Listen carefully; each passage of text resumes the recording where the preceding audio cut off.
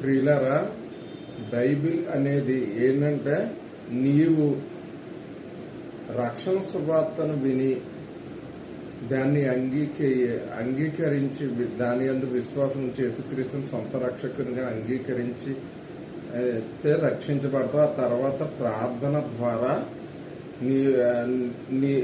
నీలో ఉన్న పరిశుద్ధాత్మను బలపరుచుకుంటూ ఆయనతో అన్యోన్య సహవాసం చేస్తూ ఉంటే మా దేవుడు యేసయ్య చెప్పినట్టుగా మొదట నా నీతిని రాజ్యాన్ని వెతకుడి, అప్పుడు మీకు ఇవన్నీ దొరుకును అని చెప్పిన మాట నెరవేరుతుంది. మొదట నీవు ఆయనతో సరిచేయబడితే ఆత్మలో వర్ధిల్లుతూ ఉంటే భౌతికపరమైనటువంటి ఆశీర్వాదాలు కూడా దాని అంతటా అవే వస్తాయి అనేది బైబిల్ చెప్తే, దానికి భిన్నంగా నీవు శరీరపరంగా వృద్ధి చెందితే ఆత్మ వర్ధిల్లినట్టే అనేటువంటి బోధలు నేటి దినాల్లో చాలా ఉంటున్నాయి. కనుక ఆ విషయమై మీరు జాగ్రత్త పడండి. ఎప్పుడైనా సరే మొదటగా బైబిల్ ఏం చెప్పింది, మొదట దేవుని నీతిని రాజ్యాన్ని వెతికితే అప్పుడు భూపరమైన ఆశీర్వాదాలు వస్తాయి. దాని ద్వారా దేవుని నామానికి మహిమ వస్తుంది. అది నిజమే.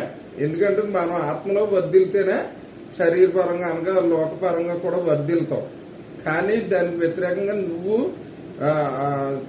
ఈ భూపరమైనటువంటి వాటి ఉద్యోగాలు వాటిల్లో నువ్వు ఉంటే ఆటోమేటిక్ గా ఆత్మ వర్ధిల్లుతుందా అనేటువంటిది అది తప్పుడు బోధ. కాబట్టి దానికి ఎవరు కూడా అలవాటు పడవద్దని, అటువంటి బోధన అంగీకరించవద్దని ప్రభువు నామమున మిమ్మల్ని అందరినీ హెచ్చరిస్తున్నాను.